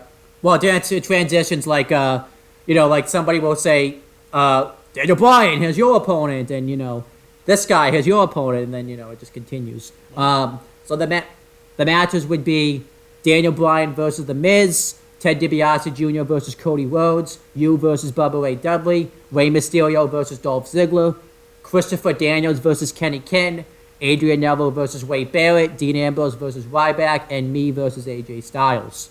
But also on this show, the Authority plants the seed that it could possibly lead to me and you going against each other in the finals of the tournament. So it kind of leads to us like looking at each other, having unspoken words between us, because we just we want to nod our head like. Yep. And then on the October 4th episode of SmackDown, several build-up elements happen. You and Bubba Ray Dudley are going to have a really serious promo. You can improv here if you want, because I didn't really, write anything. Well, improv for beating Billy Ray? Yeah, you and Bully Ray, yeah. I really don't know what I would say to this that wouldn't have already been said, but I would basically... you could do a promo package, because otherwise I'd just be like, I'm going to fist bump your face! I don't know. Bang, bang, bang. I don't know. Rey Mysterio defeats Jack Swagger with Dolph Ziggler on commentary. Bad Influence and Kenny King defeats Sin Cara and the Usos, but Kenny King and Christopher Daniels are continuously trying to one-up each other because they're both heels, so that's what they would do. Yes. Ted DiBiase Jr. retains his Internet Championship against Goldust. And in the main event, The Shield defeats me, AJ Styles, and Daniel Bryan because me and AJ Styles can't get along, which causes Roman Reigns to beat me with a spear. Afterwards, The Miz will lay out Daniel Bryan with a skull-crushing finale. And then on the go-home episode of Raw, there's a 16-man tag team match in the main event where Daniel Bryan gets the win by pinning Dolph Ziggler with a... I notice you really like tag matches. I love tag matches, man. What do you want me to say? You're Teddy Long. That's what I gotta say. What's next? I'm gonna have a main event 6-man tag match with The Undertaker! You never know. So then on the go-home episode of SmackDown, several things happen. Daniel Bryan and The Miz have an in-win promo segment talking about the history in NXT. And if Daniel Bryan had let The Miz mentor him, the Authority would see him as an A-plus player. I feel like that would be cool. They would get into a brawl where The Miz gets the upper hand with the help of Corporate Kane. You'll defeat Devon Dudley in a fairly one-sided match. I have an in-win promo segment with AJ Styles talking about how we've proven that we're one of the best wrestlers in the sport, I almost said the world, and that we have worked and fought so hard for an opportunity like this. Bad Influence comes out and talks about how we may be saying all of this now, but once the bell rings Sunday, if they get that far in the tournament to face them, it's just setting up disappointments. So they go to attack us, but we fight them off. However, afterwards, AJ Styles teases like he's going for the Phenomenal Four, but lands on his feet to play a little bit of mind games with me. So after this segment, Kenny King would be making fun of Christopher Daniels for getting his ass kicked, too. Adrian Neville... So what you're telling me is Kenny King is just a fucking shitlord? And he just starts shit with people? Yeah, why not? Yeah. Sure, okay. Adrian Neville and Rey Mysterio defeat Wade... You got pinned, fucker. No, it's not a match. It's just a segment where we lay them out. So I'm Kenny King. I'm gonna be the king of the ring. And by the way, Christopher Daniels, you suck. Adrian Neville. But anyhow, though, Adrian Neville and Rey Mysterio defeat Wade Barrett and Dolph Ziggler in a fun match. Lots of fun. All the fun. Yeah. The Shield lay out Ryback backstage, and in the main event, Ted DiBiase Jr. Cost Cody Rhodes a match with Randy Orton. Afterwards, the Shield attacked Cody Rhodes. Then Ambrose lays out DiBiase Jr. to show that there's no friends in the tournament. Now let's talk about the tournament. The first round, Daniel Bryan versus The Miz. This would be a really good back-and-forth 15-minute match where Bryan wins with the yes lock. Yay! Then it's Ted DiBiase Jr. versus Cody Rhodes. Another great Yeah! match. Last 12 minutes where Cody Rhodes wins with the Crossroads. You versus Bubba Ray Dudley's fairly fine match. You win with the Damnation Bomb in 10 minutes. Hey! Then it's Rey Mysterio versus Dolph Ziggler. Really fun match. Last 14 minutes. Rey Mysterio wins with the 619 splash combo. Ray and Dolph you know what? always had great matches together. Always. Yep. And you know why Dolph's ain't winning this match, so there you go. Yeah. But Ray is a good choice. Hey, you got me fighting Mysterio. You got me fighting my boy. No, I don't. Yeah, you do. You'll see the... No, I don't. This is the bracket. This is just the match order. This isn't the bracket order. So... then it's Christopher Daniels versus Kenny Ken. This is a really fun heel versus heel match. Christopher Daniels out heels Kenny Ken and gets the pin with the BME in 9 minutes and 45 seconds. Yay. Then we have Adrian Neville versus Wade Barrett. Another fun match. Barrett gets the win with the bullhammer in 12 minutes because Neville has a slip. That sounds really wrong, but what I mean is he tries to go for a springboard and slips off the top turnbuckle. That's what I mean. Right. Then we have Dean Ambrose versus Ryback, which would be a solid match because Ryback's not the best worker, at least in my opinion, anyways. What was the match? What was the match? Ambrose versus Ryback. Yeah. This would be a solid match where Ambrose wins via Seth Rollins interference. I'd have Seth Rollins hit a high knee across the back, which causes Ryback to go in the post, and then Ambrose would hit the Dirty Deeds #1 for the win. That's his old Dirty Deeds, so that's why headlock driver. Headlock driver, yeah. Then it's me versus AJ Styles, which would be the best match of round 1 in 20 minutes. AJ Styles finally gets the win with a phenomenal forearm. So there you go. So then we have the quarterfinals. It's Rey Mysterio versus Dean Ambrose, which would be a very fun 17-minute match. Ambrose wins when he gets the knees up and hits the Dirty Deeds #1 headlock driver for the win. So you randomize it. Yeah, I did, yeah. Make it different. Then it's you versus Wade Barrett. Very fun match. James, you'll use your hybrid wrestling while Barrett uses his bare-knuckle boxing experience, which they never really brought up again, but this would be a time when he gets brought up. You'll be the first one ever to kick out of the bullhammer, and eventually you'll win. I don't know if this is possible with the Damnation Bomb off the turnbuckle. I don't know if that's even possible. Yes, it is, but you'd have to turn it into a driver.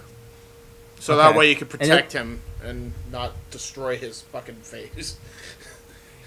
This would be in 16 minutes. Afterwards, the Dudleys come out and attack you and powerbomb you on the floor, questioning if you'll be able to compete against Dean Ambrose. And I don't make the save due to the barn burner I had with AJ Styles because I'm not 100%. Then it's Daniel Bryan versus Christopher Daniels. Very competitive match. Bryan wins with the running knee in 15 minutes. Then it's Cody Rhodes versus AJ Styles. Best match of the quarterfinals. Cody Rhodes wins with a cross. Huh? I mean, that's an obvious one right there. Yeah. With the crossroads off the turnbuckles.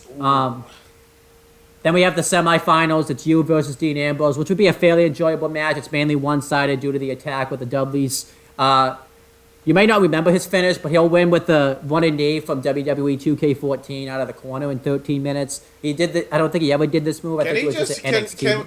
No. I'm not losing to that fucking knee. No, come on now. Just do the Death Rider. Do it. All right, we'll do the Death Rider then. Do the Death Rider. I'll lose to the Death Rider. Daniel Bryan versus Cody Rhodes. Best match of the semifinals, obviously, because no one's attacked ahead of time. So right. Bryan wins with the running knee in 22 minutes. Afterwards, Seth Rollins and Roman Reigns attacks Daniel Bryan and hits a burning hammer knee off the top rope combination to weaken him in his match with Dean Ambrose. Then we have the finals. It's Daniel Bryan versus Dean Ambrose. Only way to win is by pinfall or submission, which will be the all final matches in the King of the Ring tournament. The match is 25 minutes. Eventually, Bryan is on the verge of winning with the yes lock with a kendo stick, but Corporate Kane breaks it up. But CM Punk comes out and brawls with him to the back. Then Triple H throws Bryan into the post, hits a pedigree on the floor, and puts him in the ring. And then Ambrose hits the Dirty Deeds 1 and wins the tournament. And celebrates for like 7 minutes, and then he announced he's going after Drew McIntyre's World Heavyweight Championship. Can you imagine Shield Dean Ambrose going up against Drew McIntyre? That would be entertaining. Yeah. And we're talking like full on Scotsman brute Drew McIntyre. Absolutely. What What did you think of the tournament, by the way? I know. Very good. Very good tournament. It's very, very good. I enjoy it. So now it's time to... This is the end of part 1 now, by the way. Now it's time to set up Team Blind versus Team Authority. Which is going to... I know they did this at the end later with Team Cena versus Team Authority. And I admit that match was great, but I had some issues with it, so I decided to do a rebooking of it. I agree. So this would be if the Authority team... it's supposed to say if Team Authority loses, everyone on the team... No, wait. If Authority teams, everyone on the team is... Okay, I think I fucked up here. It's supposed to say if Team Authority wins... And I've gone through this like 20 times and haven't noticed this. But if Team Authority wins, everyone on Blind's team is fired, and if the Authority lose, they're out of power. So let's set that up. All right, let's do it. So on the October 14th episode of Raw, a lot of things are going to happen. Who's the leader of the team, first off? Let me get that first. Go. In the opening segment, the Authority are bragging that they have possession of the WWE Championship, and soon Dean Ambrose will have the World Heavyweight Championship. And keep in mind, too, they have the Divas title, technically, and they have the United States title and the Internet title, since DiBiase Jr. is the Internet Champion. So they have a possession of most of the belts. Daniel Bryan attempts to get revenge for what happened at King of the Ring. However, due to the injuries, he gets beaten down. Later on in the show, CM Punk and Randy Orton continue their feud from the previous night when they brawl everywhere. I don't know why he wrote that, but they're brawling everywhere. So, but Randy Orton gets the upper hand because of Corporate Kane. The Brotherhood defeat the New Age Outlaws, and then they get laid out by Brock Lesnar, just like in real life. It just happens a few months earlier. The Dudley Boys cut a fiery promo about how they're not done with us yet and want a rematch for the tag team titles. I come out, and you're not there because of the injuries that you suffer at King of the Ring. But I want to fight one of them, so Devon Dudley accepts. Yeah. I defeat him with a Blue Jay Splash, but then Bubba Ray Dudley attacks me. He's going to put me through a table, and AJ Styles comes out to make the save because of the respect that we now have for each other. So then on the October 18th episode of SmackDown, the Authority comes out and they talk about how they provided an example of what happens when you cross their path. And I'll come out, and this is kind of good because this is the first time I get to cut a promo without you, so this would be, I have a feeling what's going to happen is because you're so great on the mic, everyone will think that you're just mainly the promo cutter, so... this gives you a shine. Yeah, and I say, no matter how many people or how many times you take us out, we're going to keep getting back up. And I talk about how I was the only one that survived the beatdown on Monday. So then Triple H, in his cocky thing, says, "Oh yeah, that's right. So why did you have a match tonight?" And he puts me in a no-holds-barred match with Seth Rollins with Ambrose and Reigns ringside. And since I work the best with my peers watching, they're going to be standing on the stage. And if anyone helps me, they'll be fired, and he'll make sure they never work in wrestling again. You'll probably always wonder why I put that, because I always think the firing storyline's kind of bad because they can just go somewhere else. So I feel like if I say making sure they never work in wrestling again, like they can't find any more work. So I think that'd be So in the match, I try to get the jump on the Shield by attacking them from behind with a chair. And it's an excellent 17 minutes match where it looks like I'm going to pull out the win. But from out of nowhere, Randy Orton comes out, hits an RKO. Then Seth follows it up with a curb stomp. Ambrose hits the Dirty Deeds #1 headlock driver. Reigns hits the spear. And then the Shield hit the triple powerbomb. And Seth makes the cover for the win. Afterwards, the Authority comes out and says, "This is an example of what happens when you define us." So, like, all the baby faces watching. So, and I'd have, like, AJ Styles be, like, the main one that's pissed about this, obviously, because of our King of the Ring match. As he should be. And then over the weekend, WWE announced that Daniel Bryan has a way to finally settle things with the Authority. This would be announced via the WWE app, because that's what the WWE app should have been used for. I don't think it ever was, so that's... It never was, ever. I think they did. They started it out using it like that, but that was only because they were trying to fucking shove tout down everybody's throats. Yeah. So then on the October 21st episode of Raw, the match will get made for Survivor Series. Daniel Bryan and Triple H will have like an in-ring fiery promo segment. I didn't do anything on SmackDown because I didn't think there was a need for it. And it's pretty self-explanatory by that point.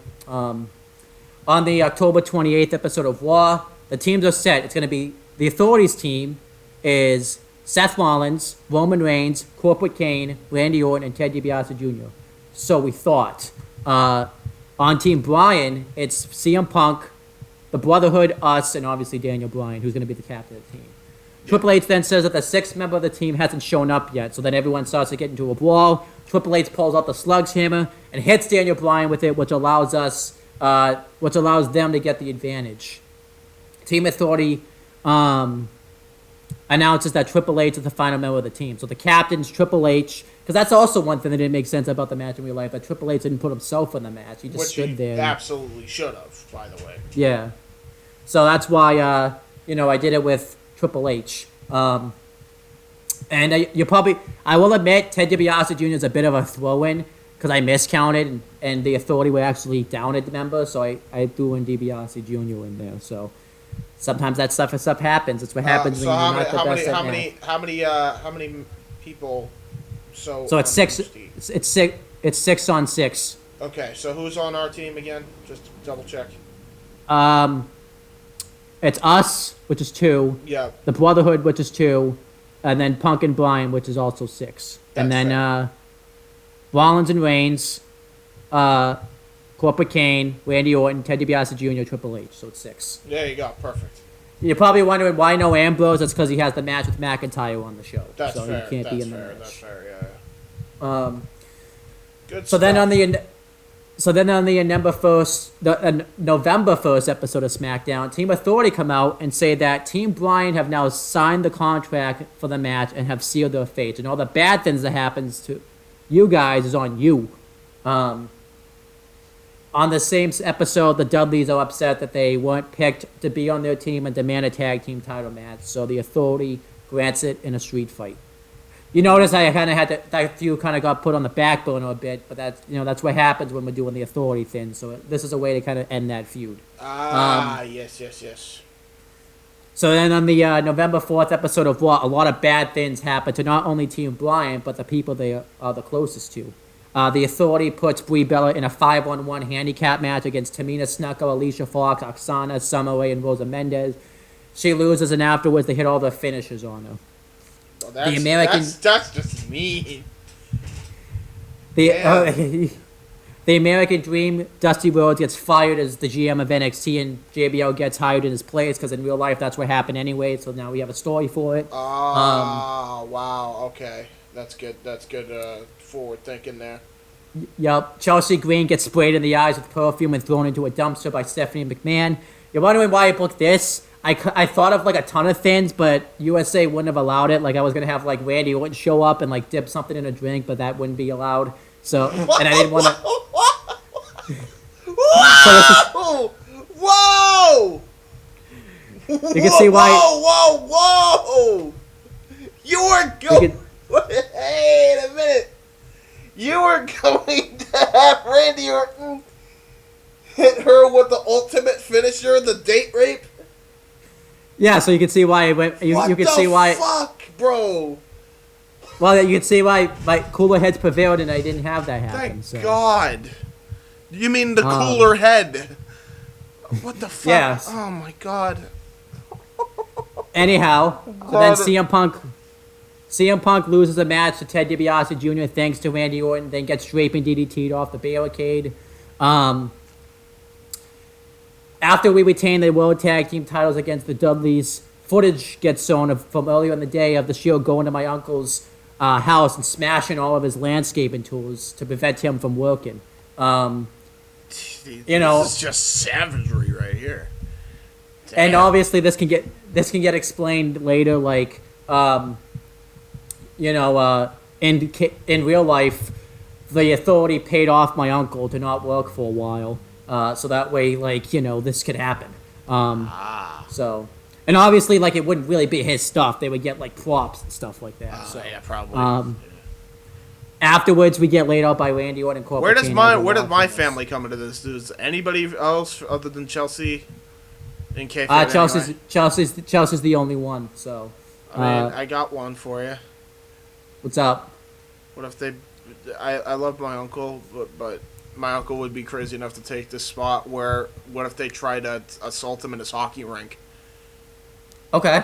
Yeah. And that prevents him from doing the rest of his season. And they kind of do the same thing with like they did with your uncle. Yeah. Because that's his job. And yeah. that sets me off, and they just screwed with the wrong guy.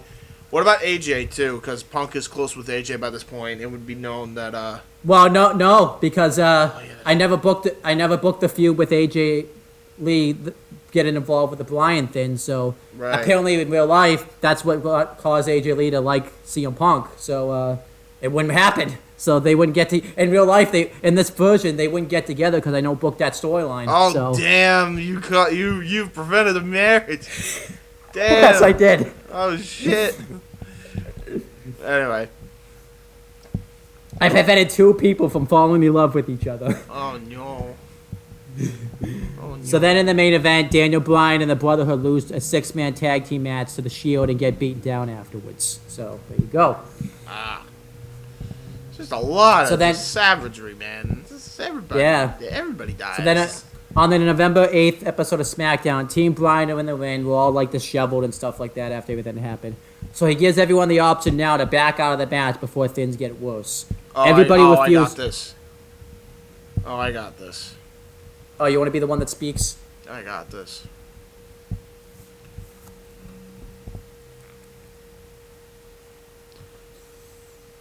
They screwed with the wrong people. We ain't backing out tonight. We ain't backing out any night. They took it too far this time. They don't just lose their power. Come Sunday. Well, no, Survivor Series. This isn't the go-home show. Oh, yeah. At Survivor Series. And I mean this, Brian. And I don't give a damn about some PG. I don't care if they fire me like they did you all those years ago. At Survivor Series, they're dead. They're dead. You don't go after my uncle. You don't go after his uncle. You don't go after the loved ones and expect to get away with that. You don't go after the Rhodes brothers' father. You don't go after our girlfriends and expect us not to be pissed off. They thought it would have the opposite effect. They thought it would scare us off. All it did was lit a fire under our asses. All it did was do that. Yes, chants all around as I'm just in this monotone state of mind. Yep. Brian. Now more than ever, we're in. Bang. Done. That's all it needs to be said. I did the promo. Should you be the only one that talks too? Like I feel like everybody should just nod in agreement. Yeah. Because at that point it's just like, yeah, that. And then I think the only people that I feel like that could match it are Punk, Cody, and me. So I would probably be the one to talk last. Yeah. Where the others kind of talk as well. Maybe Dustin too, because Dustin's really good on the mic as well. Yeah. After this though, Cody Rhodes defeats Corporate Kane on the show throughout the show. Us and Goldust defeat Randy Orton and the New Age Outlaws, and afterwards Orton and DiBiase Jr. brutalize. Actually, I know how we end it. I'm sorry, one improv. You remember the promo on All Out? Yep. Authority. We're taking your jobs and we're taking your livelihoods, and hell is coming with us. Or no. I don't know. What did he say on All Out? I forget. Whatever he said on All Out, what he would end it with. Okay. So there you go. Done. Afterwards, Randy Orton and Ted DiBiase brutalizes the New Age Outlaws for being dead weight.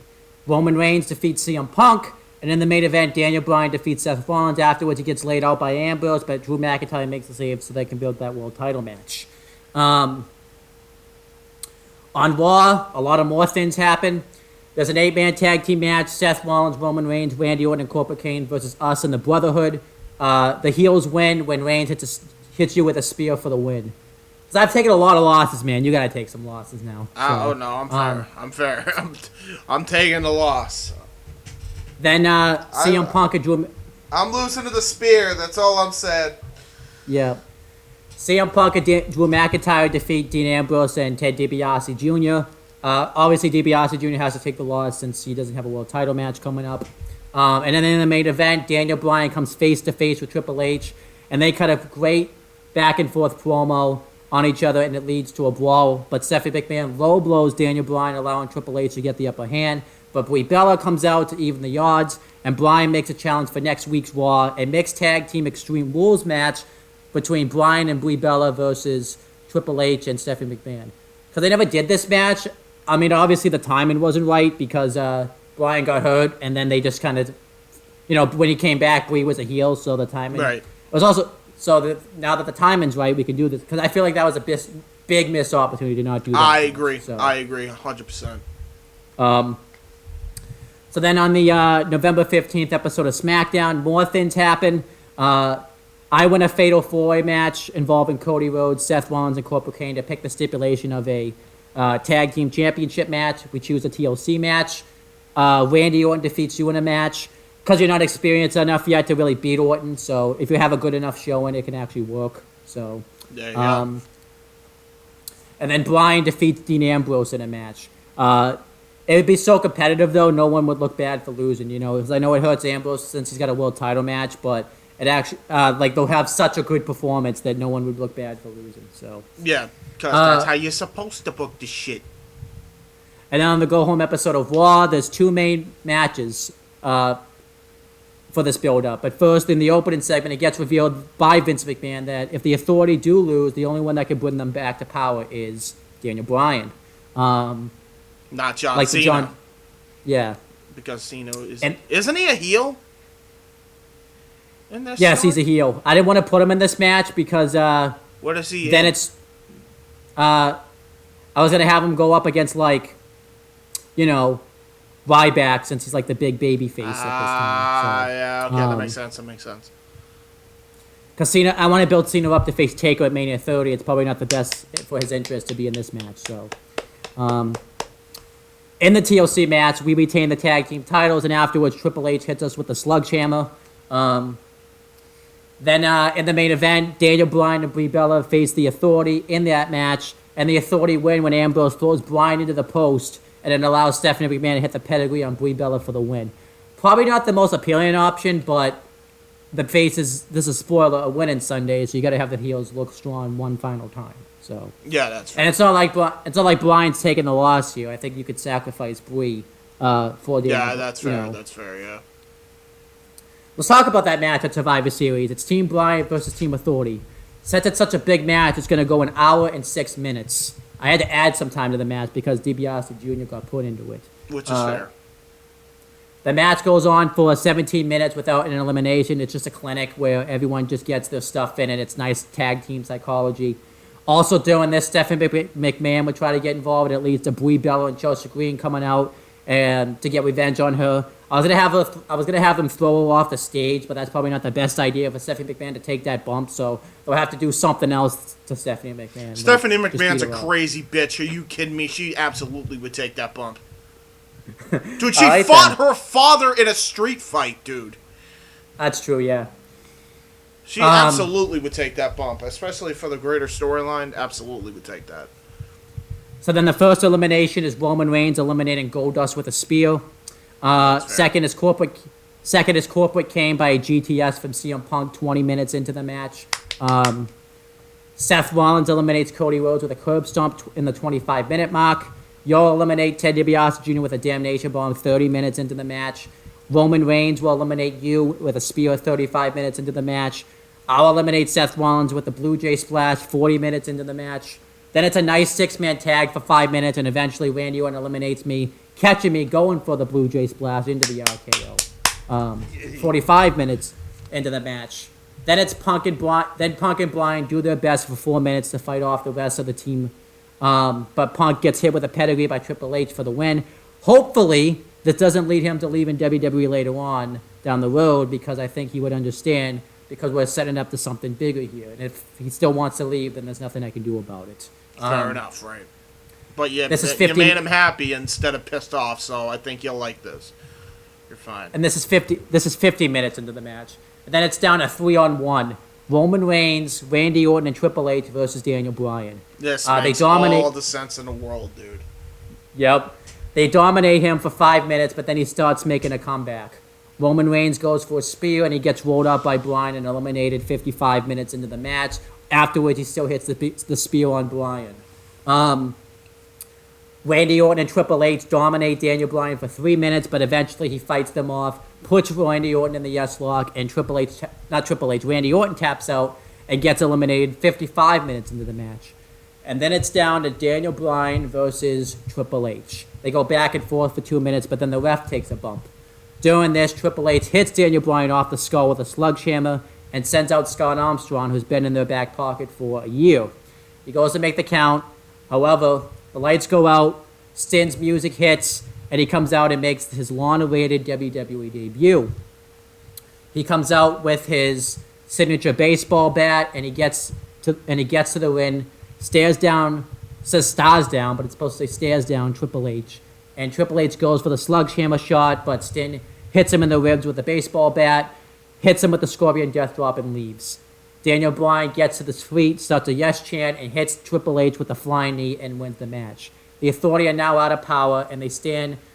And they stand rejected. I guess Stephanie McMahon couldn't stand rejected because she'd be thrown off the stage, so I guess just Triple H would. And the audience chants, "You want to sing it, James? Because you got a better singing voice than I do." Na na na na na na na. Hey hey hey, goodbye. There you go. And no, I did no. They don't come back like a month later because fuck that. That was that book and that was shit. Stupid. So then the next night on Raw, Daniel Bryan, due to the victory, can choose the new general managers for each show. He chooses William Regal for Raw and Teddy Long for SmackDown.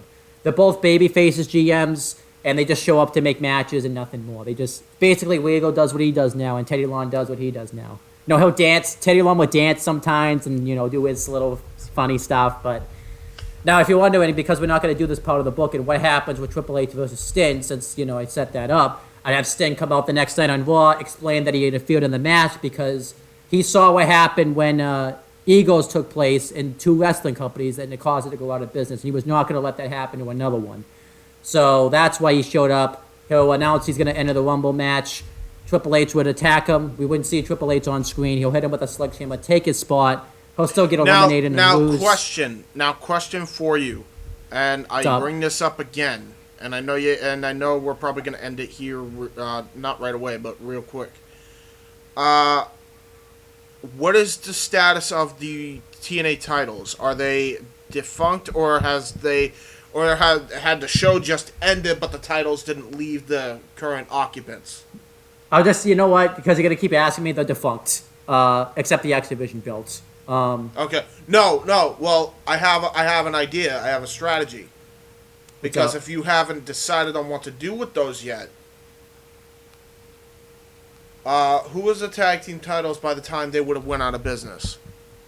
Who was the tag team champs? So this is 2012. So this would be Bad Influence. No, because they didn't win the belts yet. It's either Matt Morgan and Crimson, or Samoa Joe and Magnus. I would say Samoa Joe and Magnus. Yep. It makes more sense. So have them come in, because this is what I'm thinking.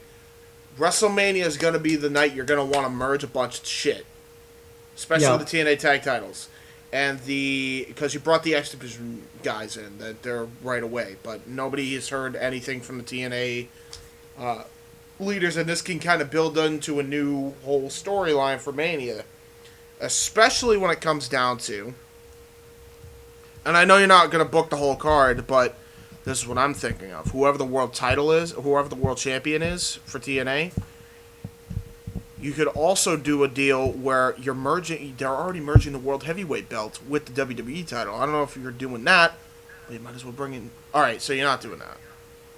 I like this idea, but then I got to do a lot of improv Like I had to change all my Okay, stuff. I has an idea then. Whoever you have Daniel Bryan face at Mania, are you having Daniel Bryan fight in the main event still? Is that still a thing for 30? It's Drew McIntyre versus Brock Lesnar for 30. Ooh. Okay. So, fuck it. Because he's going to lose to the right person anyway, have Brock Lesnar win a TNA belt from whoever. Why not? Yeah. Because then you could have him win that, and then Drew McIntyre has a double championship. All right. I'm fine with that. There you go. All right, so let's Do end that this too. off though. Let me go through the champions at the end of this. Yay. So as I mentioned before, Brock Lesnar does defeat Daniel Bryan for the WWE title. Yeah. He's gonna on this show. I would have him face Batista for the belt because this would be the best time to do that match. Because I don't think there's another appropriate time to do it. Dean Ambrose defeats Drew McIntyre for the World Heavyweight title after McIntyre's had a very successful reign as champion. Cesaro, who's been putting on clinics as Intercontinental Champion against the likes of Sandow, Jericho, The Miz and such, finally gets dethroned by Wade Barrett at Survivor Series. Then Dean Ambrose wins he is still the United States Champion. He's going to defend both the U.S. and the World title belt separately. We're not going to do anything where he gets rid of the U.S. title because I don't really like that. That's fair. Obviously, we're still the tag team champions. Charlotte Flair is still the Divas champion. Ted DiBiase Jr. is still the Internet champion. AJ Styles is still putting on clinics as X Division champion. That's fair. And then I'm not going to run through the tag team division because it's basically the same. So There you go. Same yes. with the stat. Yay! This is a 2 gorilla thumbs up. all right.